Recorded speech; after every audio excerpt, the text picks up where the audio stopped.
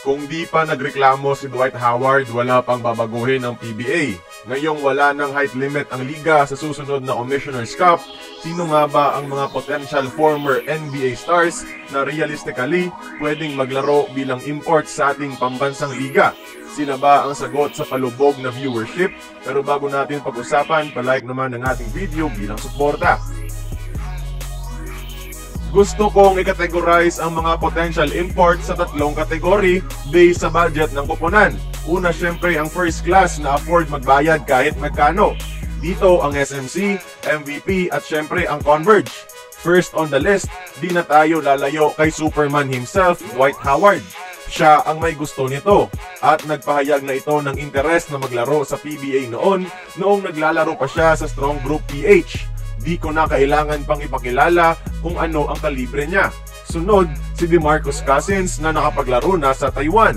Realistically, parang magiging work destination ni Boogie Cousins ang Asia at tiyak isa siya sa mga unang tatawagan ng mga PBA big bosses next Commissioner's Cup. Former All-Star at All-NBA member, arguably the most dominant center sa kanyang prime. Pangatlo, magiging hot commodity to. Si 7'6" center, Taco Fall, isa sa mga pinakapatangkad sa NBA history. 36 total games played sa NBA pero tinatawag na Shaquille O'Neal o Wilt Chamberlain ng China dahil sa pagdominan niya sa kanilang liga. Tiyak kagigiliwan to ng mga Pinoy fans at kaya niyang gawing contender ang teams na kukuha sa kanya. Personally, isa to sa mga gusto kong maging PBA import.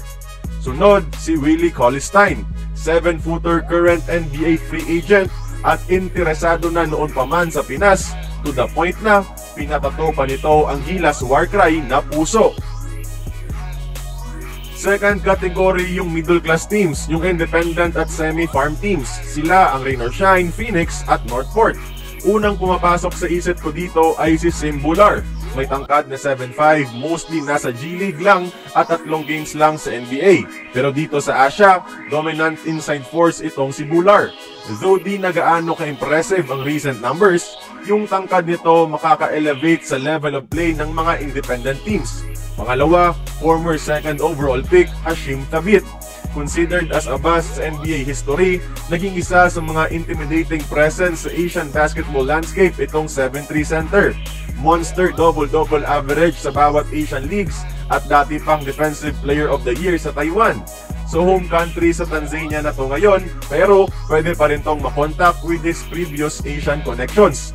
Like any other former NBAers sa ating listahan, late 30s at veterano na tong si Thabeet. Last category yung farm teams, Blackwater at Terra Firma. Kung nakakuha nga sila dati ng kalibre ng isang Greg Smith, pwede sa kanila si Justin Patton, ang 7-footer former 16th overall pick ng 2017 NBA Draft. Currently not happy sa role niya sa China, may NBA G-League average si Patton noon na 12 points, 8 rebounds at 3 blocks. At kaya nitong mag-excel sa mga farm teams ng PBA. Pwede rin si 7'3" Eddie Tavares na nakapaglaro sa Cavs at Hawks. Dinala nito ang Cape Verde sa kanilang unang panalo sa 2023 FIBA World Cup. At yun lang, bilang increased viewership ang madadala ng potential list of former NBA stars na pwedeng mag-PBA import dahil wala ng height limit. Increased competition na rin. If this is the case, we can say na Superman really tried to save the PBA. Kaya kayong mga idol, sino sa mga nabanggit ang gusto nyong makita bilang import sa ating liga at sa ang team? Join the conversation, magkomento lamang sa ibaba.